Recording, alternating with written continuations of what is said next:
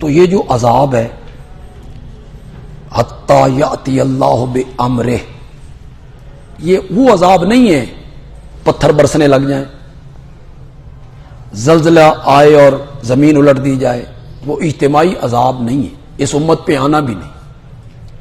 لیکن جو ہمارے معاشرے کے حالات ہیں، ہم سب عذاب میں ہیں، امن کوئی نہیں، چین کوئی نہیں، سکون کوئی نہیں،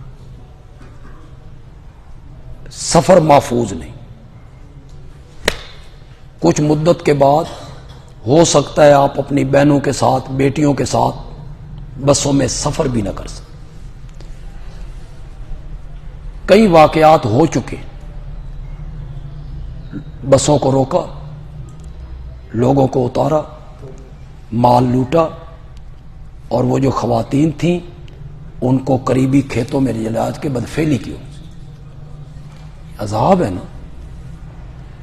لاہور رنگ روڈ پہ ایک عورت کھڑی ہے، لوگ آئے، اٹھایا، لے گئے، وہ غیر ملک کی تھی، لے گئے اور اس سے زنا بالجبر کی۔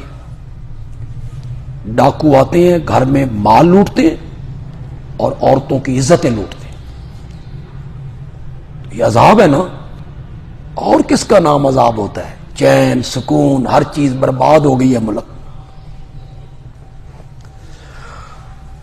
آپ اپنے گھر کا دروازہ کھلا نہیں چھوڑ سکتے، عذاب ہے نا۔ ورنہ پہلے دروازے کھلے، دروازے ہوتے ہی نہیں تھے، کسی زمانے میں مکانوں کے دروازے ہوتے ہی نہیں تھے۔ اب آپ ایک منٹ کے لیے دروازہ کھلا نہیں چھوڑ سکتے، کسی ٹائم بھی کوئی بدماش آپ پر حملہ آور ہو سکتا۔ آپ بینک سے پیسے نکلوا کے گھر تک آتے ہوئے بڑا مشکل ہو جاتا ہے، ڈرتے رہتے۔ کئی دفعہ لوگ پیچھے سے آ گئے، حملہ کر لیا، لوٹ لیا، تو یہ اللہ کا عذاب ہے۔ حضرت سید عطا اللہ شاہ بخاری رحمۃ اللہ علیہ کچھ لفظوں کا معنی اپنے انداز میں کرتے ہیں۔ فتربصوا کا معنی کرتے ہیں میرے ویڑیوں نکل جاؤ۔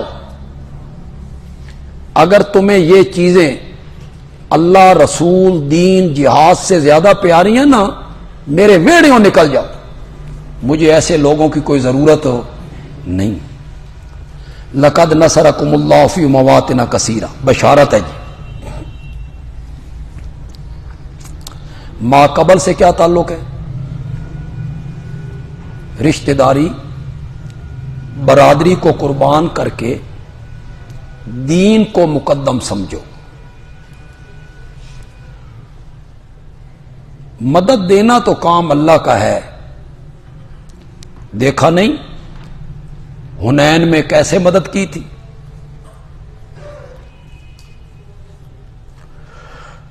تمہاری مدد کی اللہ نے فی مواطن کثیرہ، بہت ساری جگہوں میں۔ ویوم حنین، اور خاص کر کے حنین کے دن، اذ اعجبتکم کثرتکم، جب تمہیں مغرور کر دیا تھا تمہاری کثرت نے۔ اعجبت، شاہ عبد القادر نے اترانے کا معنی کیا۔ فلم تغن عنکم شیئا، پھر وہ کثرت تمہارے کوئی کام نہ آئی۔ وضاقت علیکم الارض، تنگ ہو گئی تم پر زمین، بما رحبت، باوجود کشادگی کے۔ ثم ولیتم مدبرین، پھر تم پلٹے پیٹھ دے کر۔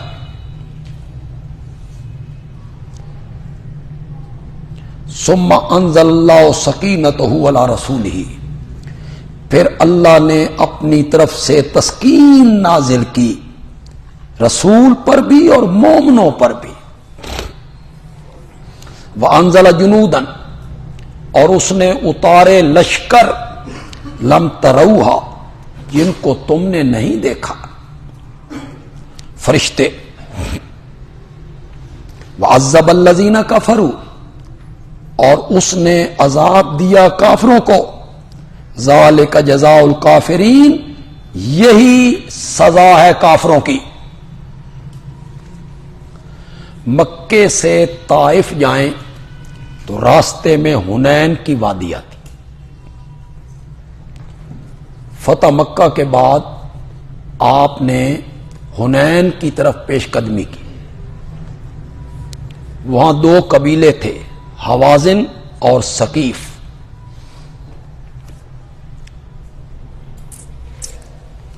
اسی علاقے میں آپ نے دودھ پیا تھا حضرت حلیمہ کا.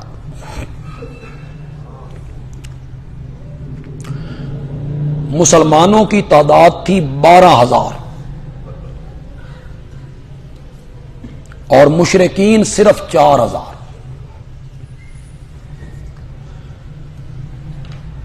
تو چلتے جا رہے ہیں تو خیال آیا کل ہم 313 تھے، 1,000 کا منہ پھیر کے رکھ دیا تھا، آج تو ہم 14,000 ہیں، 12,000 ہیں، مقابلے میں 4,000 ہیں، گل ہی کوئی نہیں. تو تعداد پہ بھروسہ کر لیا. اللہ کو یہ بات پسند نہ آئی. اس قبیلے کے لوگ بڑے تیر انداز تھے، نشانے باز تھے. ایک درے سے جہاں سے گزرنا تھا سب مسلمانوں نے، اس درے کو نشانہ بنا کے وہ سامنے بیٹھ گئے اور انہوں نے تیروں کی بارش برسا.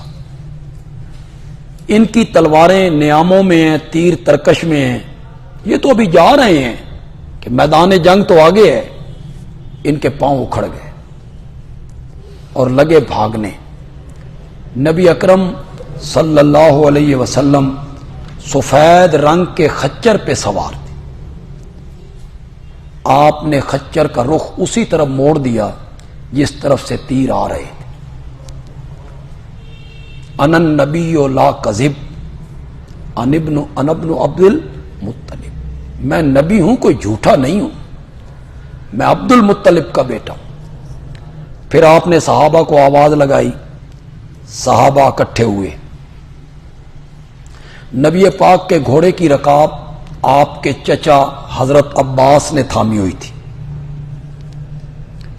اور دوسری رکاب ابو سفیان ابن حارث تعداد میں گرفتار ہوئے.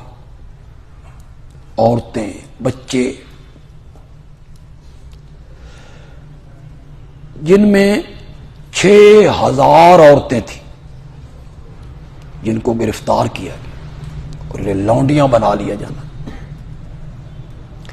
مال غنیمت میں 24,000 اونٹ ہاتھ لگے، 30,000 بکریاں، سونے چاندی کے ڈھیر. تو اللہ نے کہا تم نے اپنی تعداد پہ بھروسہ کیا تھا تو میں نے اس وقت تمہاری مدد کی تھی. اب تم یہ کیا کہنے لگے ہو کہ فلاں رشتہ دار ہیں، فلاں برادری کے لوگ ہیں، چھوڑو انہیں، مجھ پر بھروسہ کرو. یہ اس کی طرح آجبتکم کثرتکم، سمجھ آ گئی اب آپ کو؟ دھوکے میں ڈالا تمہیں یا مغرور کر دیا تمہیں تمہاری کثرت نے. ثم یتوب اللہ، پھر اللہ توبہ کی توفیق دے گا. من بعد ذالک، اس لڑائی کے بعد، جس کو چاہے گا. حوازن اور ثقیف دونوں قبیلوں کے اکثر لوگ مسلمان ہو گئے. اسی کی طرف اشارہ ہو رہا. اللہ بخشنے والے مہربان.